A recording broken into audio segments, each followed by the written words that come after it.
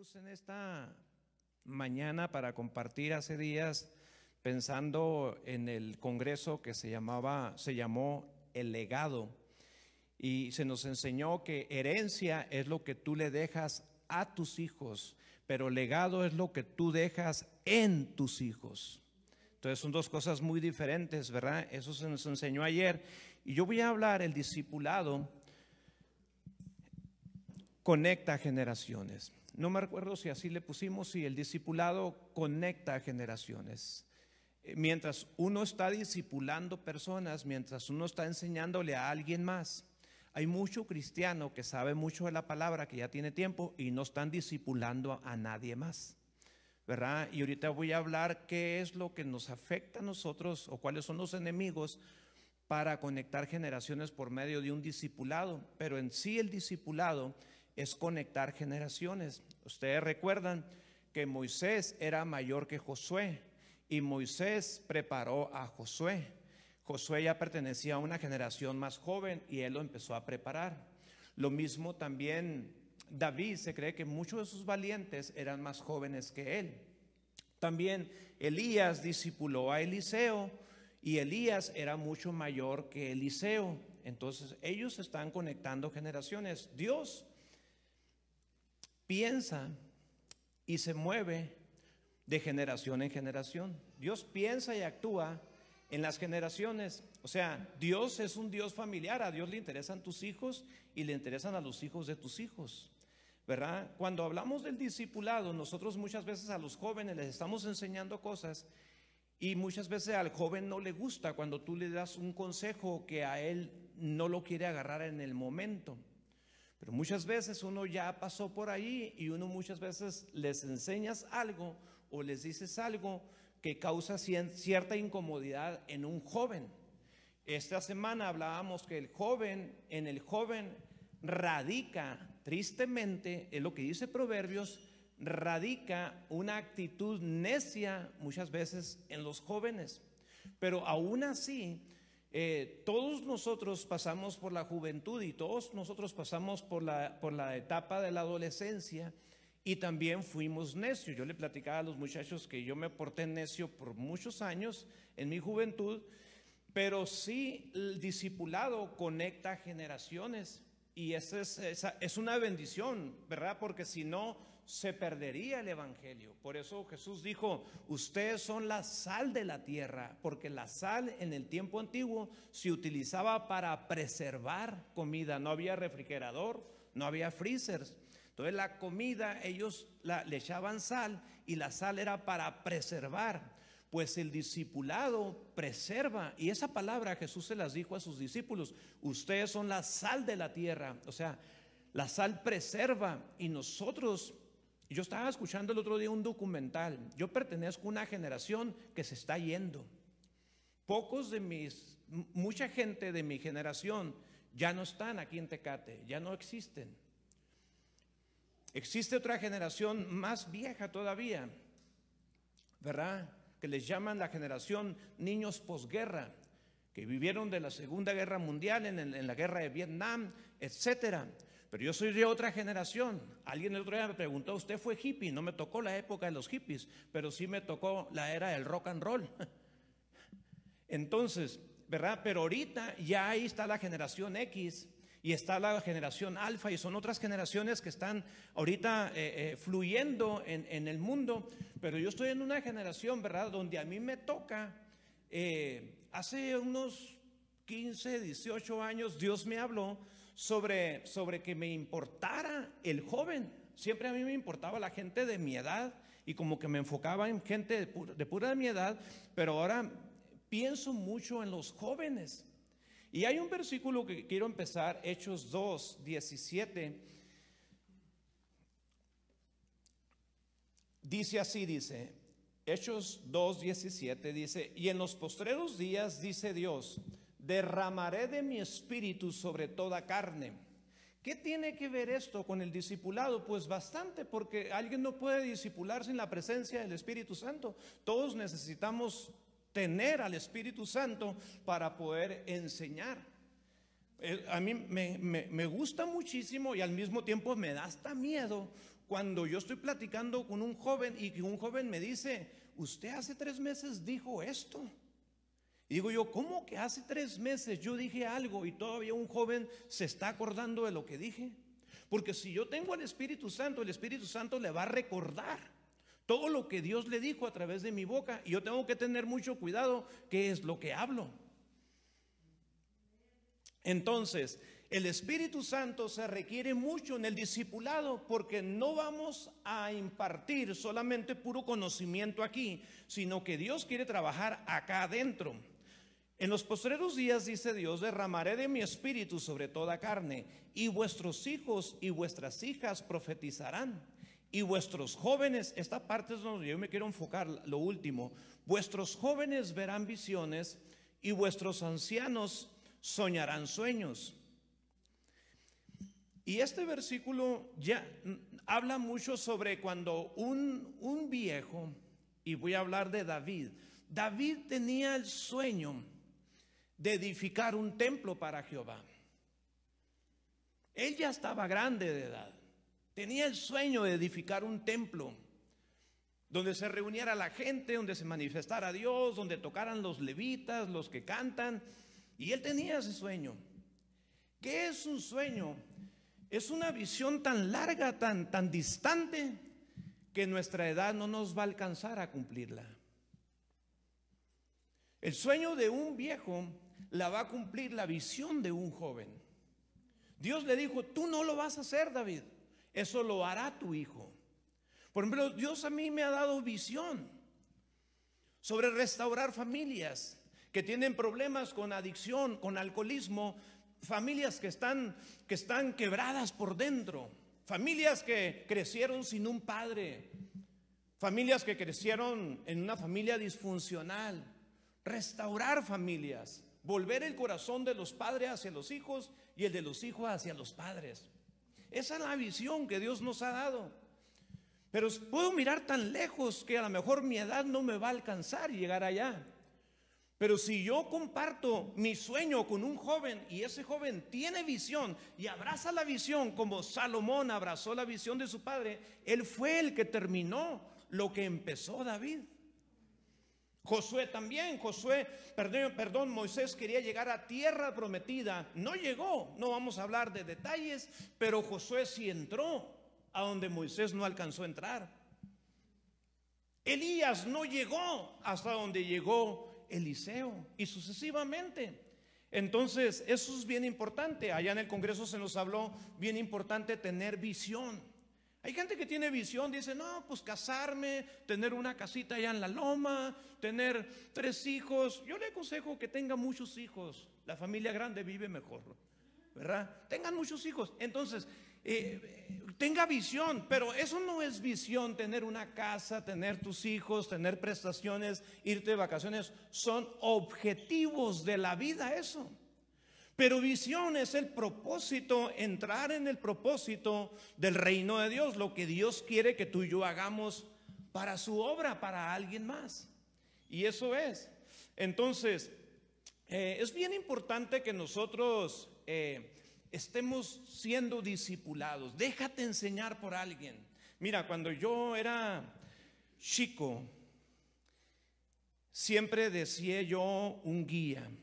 Lamentablemente mis hermanos mayores eran adictos. Ellos me dirigieron en ese camino. Pero yo recuerdo hace muchos años que ya se me había evangelizado, se me había hablado de la palabra de Dios, y yo quería cumplir con el propósito de Dios. Y cuando yo quería cumplir con el propósito de Dios, deseaba que uno de mis hermanos mayores se abrazara de Dios y me encaminara por ahí. Pero no. Hemos hablado de mis padres, que mis papás, ellos nos mantuvieron de chicos, nos dieron escuela y todo. Pero yo tengo 2 recuerdos de mi papá, bonitos. Uno estaba yo chiquillo y era en el verano, y me imagino que en la madrugada estaba fresquecito, y mi papá, me acuerdo que se levantó y él me tapó. Y cuando él me tapa, yo abro los ojos y despierto. Y miré a aquel hombre grandote, encuerado con unas truzas blancas, grandote, con unas manotas tapándome. Y cuando yo lo miré a mi papá, por eso yo digo que era el verano, porque parecía el luchador Santos, ¿verdad?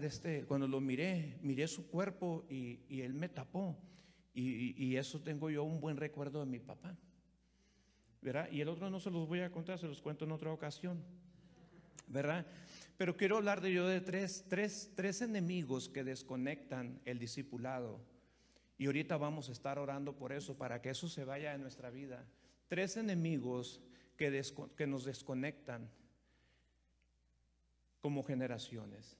Y yo lo quiero estar comentando esto porque así rapidito, el orgullo y el egoísmo desconecta generaciones. El orgullo y el egoísmo desconecta generaciones.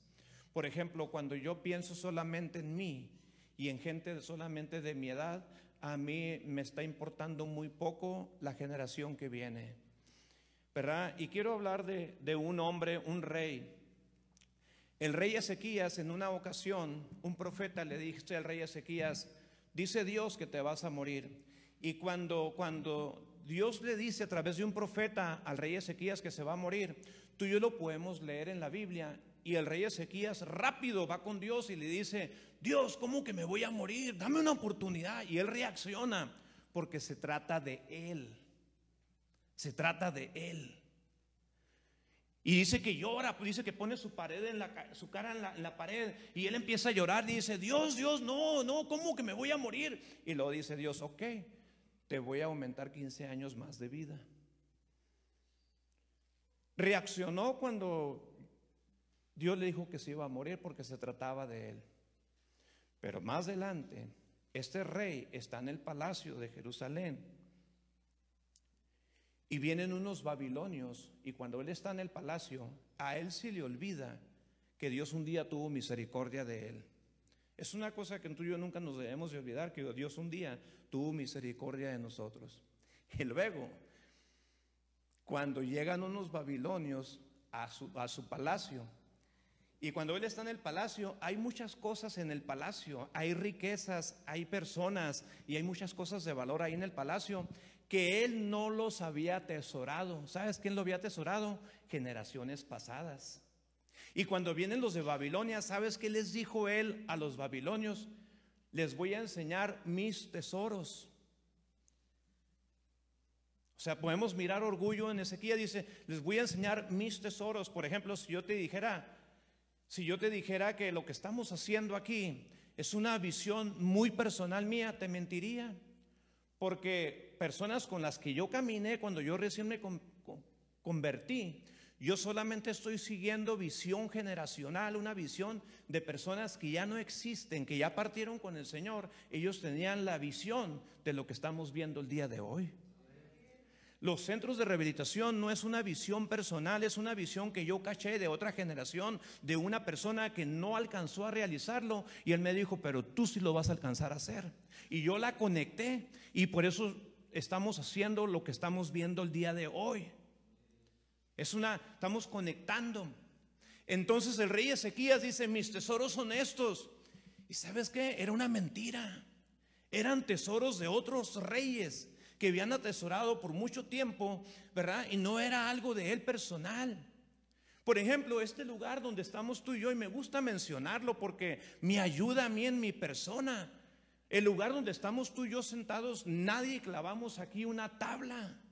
Bueno, sí, el otro día Martín clavó unas tablitas ahí, ¿verdad? Pero no construimos este lugar. Este lugar, otras personas que quizás ya no existen, quizás ya se fueron con el Señor, pero ellos abrieron brecha en este lugar y nosotros continuamos la labor. ¿Sí me estoy explicando? O sea, estamos continuando lo que otros comenzaron, y esto es generacional. Pero el rey Ezequías dejó entrar a los babilonios al palacio, a gente que no tenía que él haber dejado entrar, y él los dejó entrar. Y cuando él los deja entrar, fíjate lo que sucede. Isaías 39, versículo 5.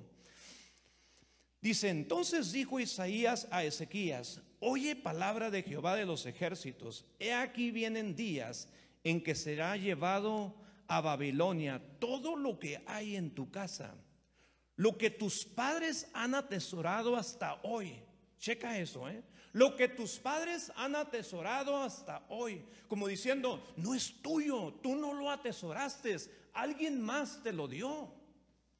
Por ejemplo, si yo soy cristiano, yo no te puedo decir que es algo que yo clamé a Dios y que no, es algo que otras personas, hombres y mujeres de Dios, ¿verdad?, invirtieron en mi vida y yo estoy tratando de compartir con esta generación. La Biblia dice que David, después de que él se fue con el Señor, dice que David sirvió a su propia generación.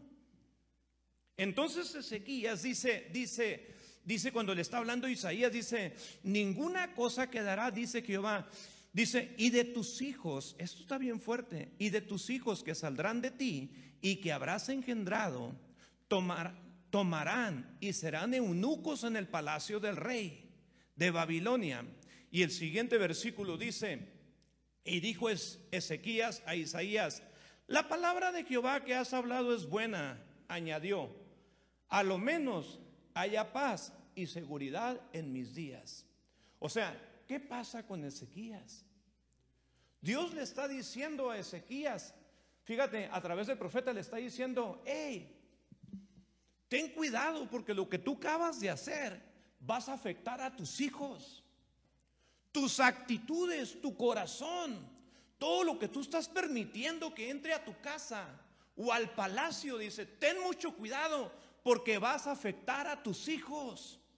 Van a ser esclavos en Babilonia, van a ser eunucos, van a ser estériles, no van a dar fruto tus hijos. ¿Sabes qué dijo el rey Ezequías? No reaccionó igual cuando se trataba de su propio pellejo. ¿Sabes cómo reaccionó Ezequías? Dice, mis hijos se van a perder por mis acciones, no me importa, al menos haya seguridad en mis días, hijo. No me importan mis hijos. O sea, aquí miramos el orgullo y el egoísmo de un hombre llamado Ezequías. No le importó sus hijos, no le importó la juventud, no le importaron la gente que venía en el futuro, no le interesó. A él solamente le interesaba escapar por su propia vida. Y esto no debe de ser. Esto no debe de ser. Esto se aplica a una persona que Dios tuvo misericordia de nosotros y Dios nos dice, hey, ten cuidado, mira, esas personas, ten cuidado porque ellos, quiero que me pongas por favor el Génesis capítulo 43, versículo 8 y 9, ese no te lo di en los versículos, pero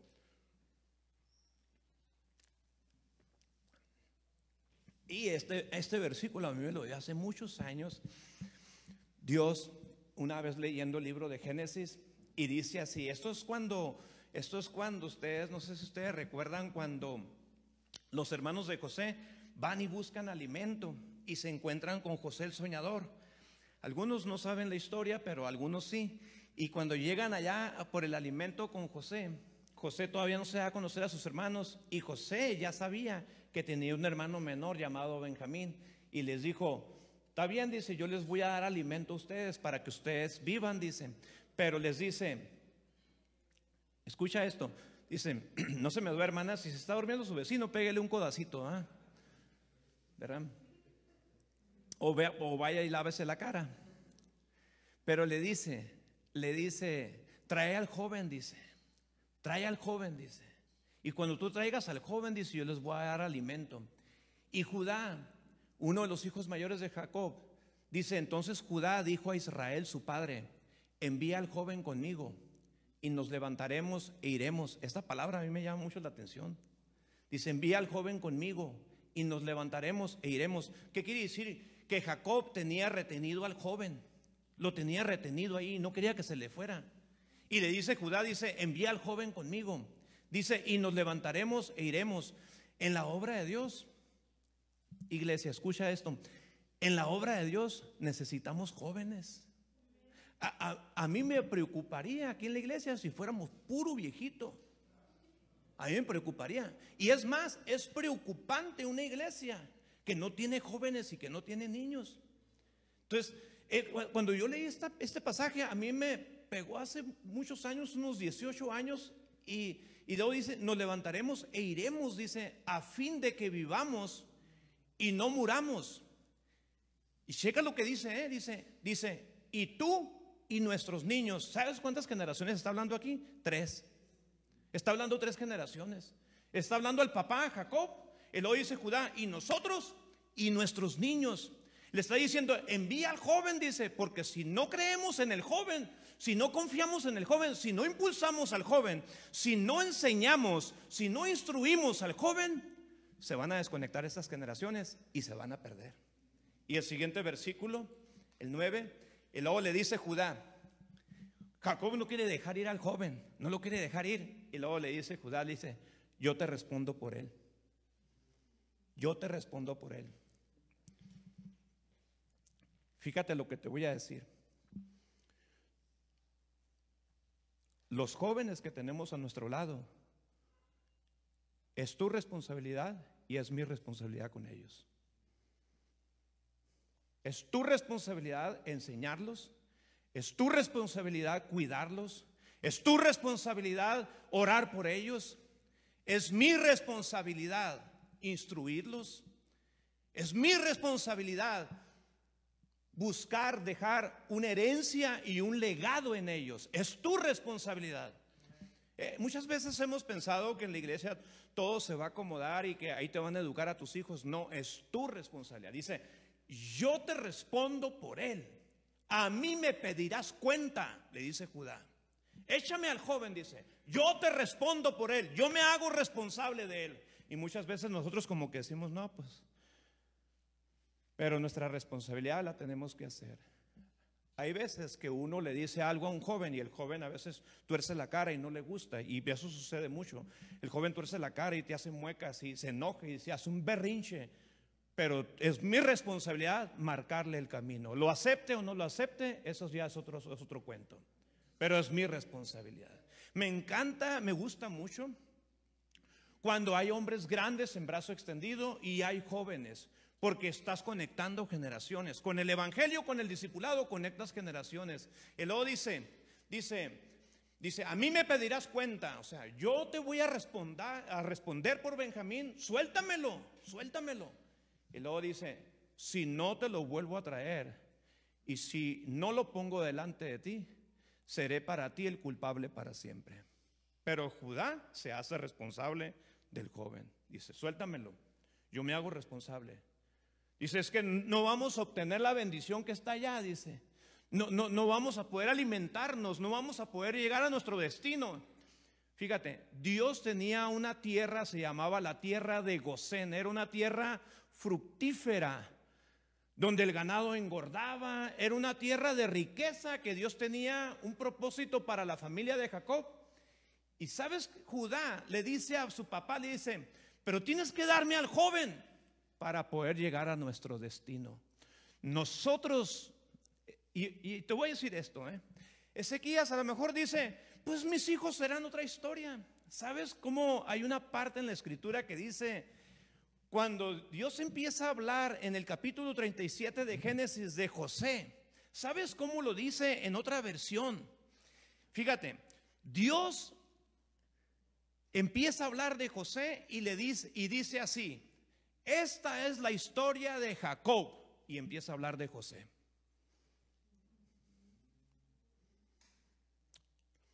Tus jóvenes son tu historia. No sé si te quiero decir algo.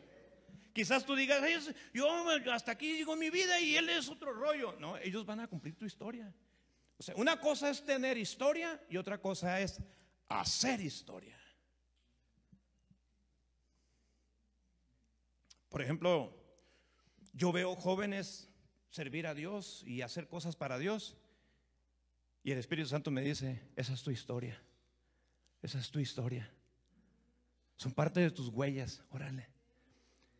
Y así es. Lo segundo que estorba, el síndrome de Saúl. Síndrome de Saúl estorba mucho para no conectar generaciones. Aunque no se salió Saúl con la suya, porque Dios es Dios al final de cuentas, pero el síndrome de Saúl es muy dañino. ¿Cuál es el síndrome de Saúl? Es Primera de Samuel, capítulo 18, versículo 6. Hay personas, y sucede mucho con los mexicanos, ahí se va, sucede mucho con los mexicanos. Yo me he encontrado mucha gente así. Hay personas que son mecánicos y no quieren enseñar mecánica, no quieren enseñar, no, dice, no quiero que se levante otro mejor que yo. Dicen, no, dice. Hay buenos albañiles, no les gusta enseñar. No lo comparten con nadie. Hay un síndrome de Saúl muy arraigado en la gente. O sea, como que tenemos miedo y estamos reteniendo que alguien más se levante. ¿Por qué el síndrome de Saúl? Porque Dios estaba levantando a un David. David era única y sencillamente la historia de Saúl. Pero Saúl no se dejó. Primera de Samuel, capítulo 18, versículo 6. Dice así: aconteció que cuando volvían ellos, cuando David volvió de matar al filisteo, salieron las mujeres de todas las ciudades de Israel cantando y danzando para recibir al rey Saúl con panderos, con cánticos de alegría y con instrumentos de música. Y cantaban las mujeres que danzaban y decían: Saúl hirió a sus miles y David a sus 10,000. Y se enojó Saúl en gran manera y le desagradó este dicho. Y dijo: a David dieron miles, no puede ser. Y a mí miles, a David 10,000 y a mí miles, no le falta más que el reino. Y desde aquel día Saúl no miró con buenos ojos a David. Aconteció que al otro día que un espíritu malo de parte de Dios tomó a Saúl. ¿Y sabes por qué dice de parte de Dios? Porque una actitud en el corazón de celos le abre puerta a los demonios. Le das derecho legal a un demonio para que ande bien ondeado, porque se ondeaba David en el palacio. O sea, se ondeaba. Saúl se ondeaba, o sea, ¿por qué? Por los celos, ¿verdad? Y estando en el palacio, y dice que quería matar a David. Fíjate, a su propio discípulo lo quería matar. Entonces dice, y él desvariaba en medio de la casa. David tocaba con su mano como los otros días, y tenía a Saúl la lanza en la mano. O sea, Saúl, en lugar de proteger y cuidar a David, estaba con una lanza porque tenía miedo de que le quitaran el puesto, de que le quitaran el nombramiento. ¿Y cómo sucede esto? Yo me he fijado que sucede mucho con los mexicanos. No, y siempre luchamos. Yo sé que hay que cuidar el corazón de la gente y todo eso, pero muchas veces hay un síndrome de Saúl. ¿Y sabes para qué está David con Saúl? Para ayudarlo, para protegerlo, para bendecir a su rey. Pero cuando las mujeres cantaron: David mató a sus miles y David a sus 10,000, ¿sabes cuál es el síndrome de Saúl? Los celos y la envidia. Y eso le está afectando. Y muchas veces nosotros no queremos que alguien sea como nosotros y aún más que nosotros. Y ese es el síndrome de Saúl. Y nosotros no debemos de permitir esto, porque esto nos va a afectar. Y uno tiene que tener mucho cuidado, ¿verdad?, para conectar. Lo otro es una visión torcida. Génesis capítulo 13.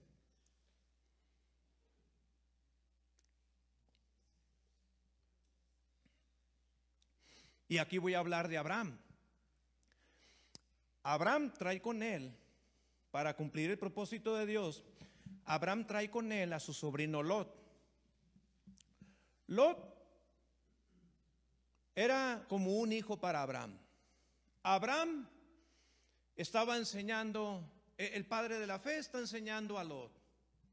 Lot era un joven, ¿verdad? Entonces Dios bendecía a Abraham con riqueza, y obviamente le alcanzaban las riquezas también a Lot. Y también era bendecido y era enriquecido Lot también. en el capítulo 13 de Génesis. Tú puedes mirar a un Lot que no era hijo biológico, era su sobrino de Abraham, pero él está allí y él está bendecido. Podemos decir que Abraham era el maestro de Lot y lo estaba enseñando y le estaba inculcando la fe y le está inculcando los principios de Dios a un joven llamado Lot. Dice la Biblia que en una ocasión tuvieron un problemilla ahí los pastores de Lot y los pastores de Abraham, tuvieron ahí una contiendía ahí, y dice que se apartaron el uno del otro. Yo creo que Abraham, conociendo el corazón de Abraham, según la escritura, yo me imagino que Abraham luchó para que Lot no se fuera de él. Pero al último Lot le dice: ¿sabes qué? Yo me voy a ir ya. Como hay gente que a veces se retira de un lugar donde se le está enseñando principios, de un lugar donde están siendo bendecidos, y la gente a veces tiende en abrirse por una pequeña contienda, por algo que les desagradó, y de repente se quieren ir. Yo creo que Abraham luchó para que Lot no se fuera de él. Pero Lot, dice la Biblia que al último Abraham le dice: mira, si tú vas a la izquierda, yo me voy a la derecha. Si tú te vas a la derecha, yo me voy a la izquierda. O sea, Abraham se dejaba guiar más por Dios que por lo que veían sus ojos. Abraham se le conoce como el padre de la fe, porque Abraham, aunque no era padre todavía, pero ya está fungiendo como un padre, ¿verdad? Anoche en el Congreso decía un predicador, decía: abraza, si está tu hijo ahí a un lado, abrázalo. Yo tenía a César a un lado de mí, y apenas yo estaba levantando mi brazo para abrazarlo, y luego dicen: o si tienes a un discípulo a un lado, abrázalo. Y yo abracé a César y nos quedamos un rato abrazados los dos. Y porque César es como un hijo mío, y hay varios que son como hijos míos, ¿verdad? Entonces yo lo abrazo. Y luego dice: empieza a orar esta oración por él. Y yo empecé a orar por él. Yo creo que Abraham también oraba por él, ¿verdad? Y ahí estamos César y yo, y nos quebrantamos. Bajó la presencia de Dios, nos tocó Dios y estamos abrazados. Para que no se van a sentir, hay varios hijos aquí, ¿verdad? Hay varios hijos. Sí, o sea, hay varios que Dios nos ha confiado. Y es algo que Dios me habló hace varios tiempo cuando yo me casé con Maggie, que no tengo hijos biológicos, pero Dios me ha dado hijos espirituales. Si no fuera así, yo viviera frustrado, quizás con un vacío, pero no, porque sé que estoy sirviendo al reino de Dios y sé que lo que estoy hablando estoy engendrando hijos en la fe, como Pablo también engendró a Timoteo también.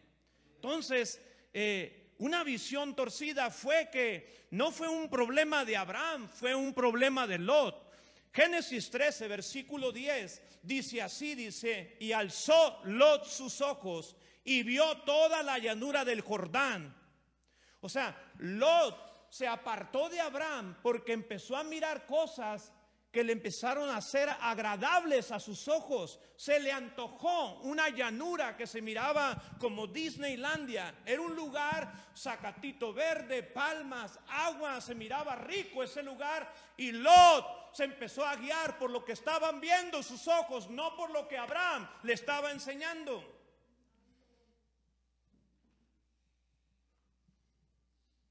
Y esto es algo que desconectó esta generación. No miramos ni en ningún momento diciéndole a Lot, Abraham, usted como mi padre, como hombre mayor, ¿qué consejo me da? ¿Para dónde arranco? No lo vemos ahí. O que Lot se haya acercado a Abraham, ¿podrás hacer una oración por mí, por favor? Tampoco. Y dice así el texto, dice: y Lot alzó sus ojos y vio toda la llanura del Jordán.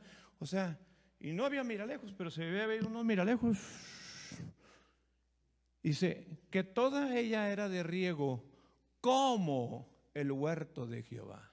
Parecía que era de Dios. Parecía. Esa visión que tuvo Lot estaba chapeada. de cristiana solamente.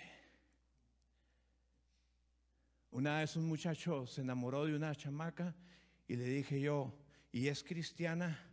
¿Va a la iglesia? No, eso está chapeada nada más. Este anillo es de oro, pero anteriormente alguien me trajo un anillo y me quemó feo, estaba chapeado de oro, pero por dentro era quién sabe de qué. Lo agarraron del kilo, yo creo. Entonces Lot dice, toda ella era de riego, dice, como el huerto de Jehová, dice, porque la tierra dice, como la tierra de Egipto en la dirección de Zoar, antes que destruyese Jehová a Sodoma y a Gomorra. ¿Y sabes a dónde fue parar Lot? A Sodoma y a Gomorra. O sea, y no fue un problema. No fue un problema de Abraham, fue un problema del discípulo Lot.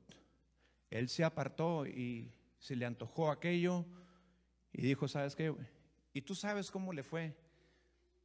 ¿Sabías tú que Abraham un día rescató a Lot de allá de Sodoma y Gomorra?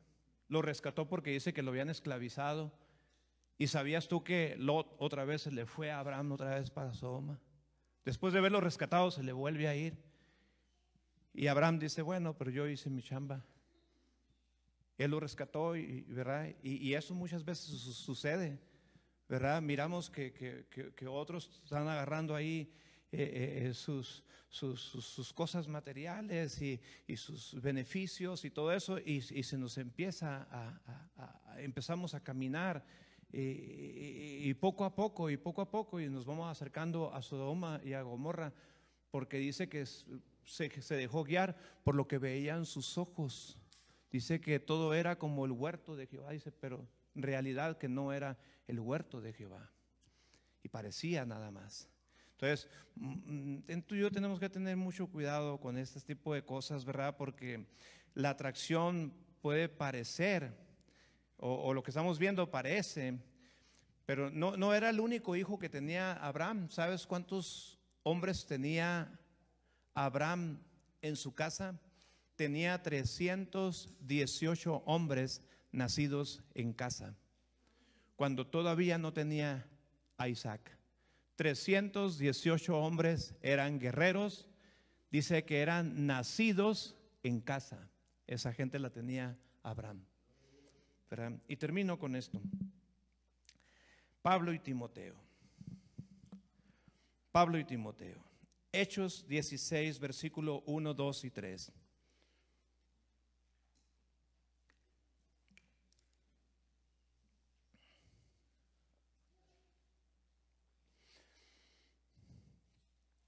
Somos responsables de los jóvenes.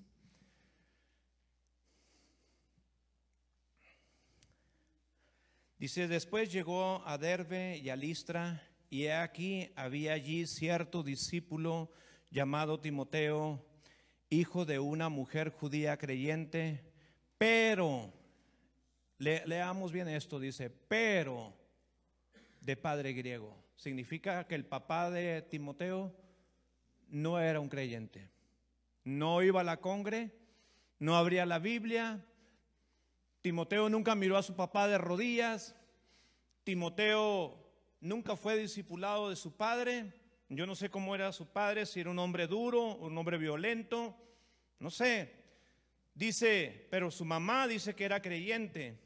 En segunda de Timoteo también dice que él había heredado la fe de su mamá y la fe de su abuela, pero eran mujeres con un hombre. Según los psicólogos dicen que nunca una madre le va a dar a un hijo lo que un padre le puede dar a su hijo, nunca. Entonces dice y daban buen testimonio de él, y dice de él los hermanos que estaban en Listra y en Iconio.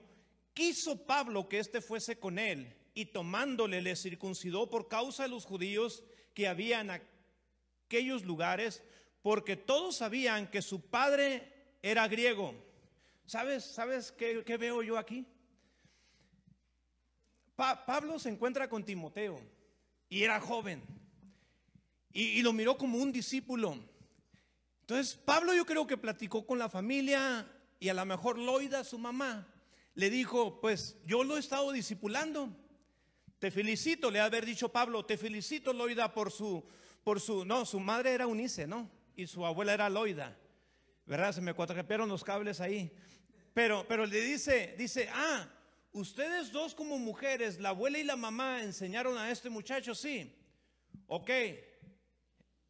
Fíjate lo que te voy a decir. Pablo, yo creo que miró en Timoteo, le dijo, a él le hace falta un discipulado masculino.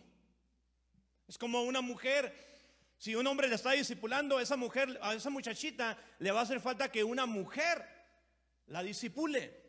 Un discipulado femenino a una mujer. ¿Qué dice la escritura? Dice, las mujeres grandes, dice, enseñen a las más jóvenes a amar a sus maridos. Eso es lo que dice. No dice, hombres, enseñen a las mujeres jóvenes. No lo dice así. Aunque dicen que algunos que tienen ese llamado, pero no es por ahí. No. Cuando estábamos en la escuela bíblica, había un muchacho que él decía que su llamado era evangelizar mujeres. Yo le decía, calmado, ¿dónde está en la Biblia eso? No, pero estamos en el tiempo de la gracia, que el Espíritu Santo, y él a puras muchachas andaba evangelizando.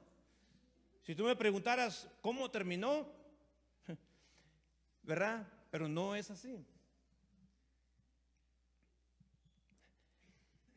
Entonces Pablo mira a Timoteo y le dice, ¿sabes qué? Le dice a su mamá, me pienso llevar a este muchacho.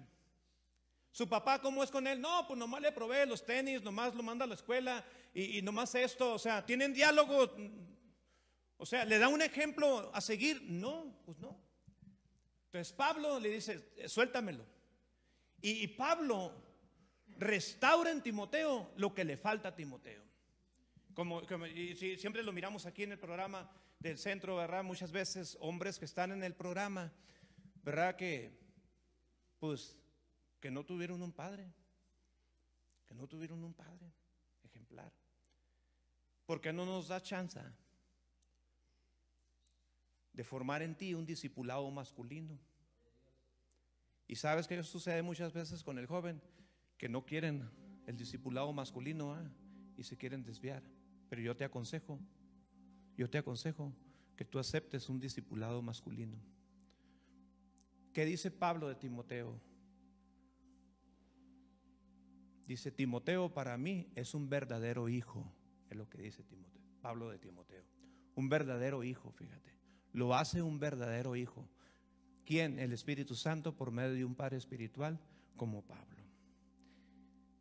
¿Sabes qué dijo Pablo de Timoteo? Él hace la obra como yo. ¿Sabes qué hace Timoteo con Pablo? Escriben juntos las cartas. 4 generaciones conecta Pablo por medio de Timoteo. Ahí te va, 2 de Timoteo, capítulo 2, versículo 2. Y con este versículo estamos terminando. Dice, lo que has oído de mí. Ahí está hablando de Pablo, la generación vieja. Pablo, vamos a ponerle Pablo el viejo. Diga conmigo, Pablo viejo. Y luego dice, lo que has oído de mí. ¿A quién se lo está diciendo? A Timoteo, otra generación. Es segunda generación. Diga conmigo, segunda generación. Y luego le dice, esto encarga a hombres. Diga conmigo, tercera generación. Esto encarga a hombres, tercera generación, que sean idóneos para enseñar también a otros hombres. Diga conmigo, cuarta generación. Este versículo habla de 4 generaciones en medio de un discipulado. 4 generaciones. Lo que has oído de mí, el viejo Pablo, ante muchos testigos, esto encarga, se lo está diciendo a Timoteo, segunda generación. Esto encarga a hombres, tercera generación, que sean idóneos para enseñar también a otros, cuarta generación. Aquí miramos 4 generaciones que Pablo le está diciendo a Timoteo que tu discipulado sea conectar generaciones. ¿Y sabes qué hizo Pablo de Timoteo? Un verdadero hombre. Lo hizo hombre. Un hombre con agallas. Se enfrentó a situaciones y le dijo Pablo, esfuérzate en la gracia que es en Cristo Jesús. Dice, muchos hombres en los postreros tiempos, dice, van a hacer un despapalle, van a hacer esto, van a hacer aquello y aquello, pero tú no, tú no, Timoteo. Lo enseña, le da estructura. El discipulado te da estructura. Es bien triste ser cristiano y no tener columna vertebral. El cristiano que no tiene columna vertebral va y viene. Pero el cristiano que tiene, ¿y sabes qué hizo? Lo agarra discipulado. Pablo nunca critica a su mamá ni a su abuela por lo que hicieron por el hijo. Creo que Pablo les aplaudió, pero le dijo, suéltamelo, yo quiero terminar con él. Quiero darle un discipulado masculino, de hombre. Suéltamelo para hacerlo hombrecito. Y dice que lo circuncidó, le tocó las partes más íntimas, las más dolorosas se las tocó Pablo. Y Timoteo no se rehusó. Timoteo le dijo a Pablo, órale, llégale, estas son mis partes íntimas más sensibles. Corta lo que tengas que cortar, corta la carne que me sobra, corta todo pellejo que está arrastrando, corta todo aquello que... Y Pablo dice que lo circuncidó. Un verdadero hijo se abre de capa. ¿Cómo hay gente, cómo hay Timoteos que no pueden llegar a ser el Timoteo con Pablo? Porque somos muy cerrados, muy herméticos. Tenemos que ser abiertos. Me acuerdo cuando yo recién encaminé con mi padre espiritual, me tuve que desnudar espiritualmente. No vaya a pensar que me quité la ropa.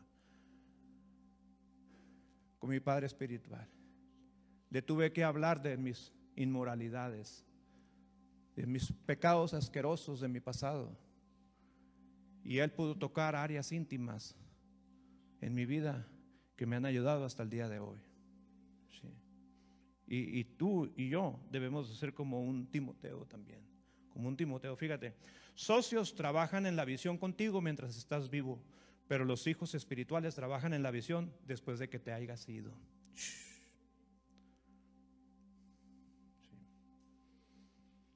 Colegas trabajan contigo mientras estás vivo, pero hijos trabajan contigo después de que te hayas ido.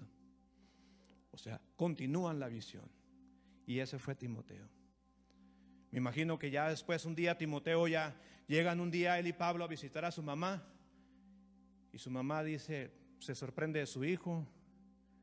Y le dice Timoteo, eso yo lo pienso, ¿no? Le dice Timoteo a su mamá, mamá, gracias que me mandaste con este hombre. Hemos tenido unas batallas, hemos tenido problemas, dice, pero cómo me ha servido caminar con este hombre. Cómo me ha servido. Y Pablo era un agente, era un vehículo del Espíritu Santo. Sí. Por eso siempre yo les digo a los hombres, no camines solo. O sea, necesitamos un Pablo. Hay mucho llanero solitario que están llenos de Biblia, pero carentes de autoridad. Porque tú no puedes tener autoridad si no estás bajo autoridad.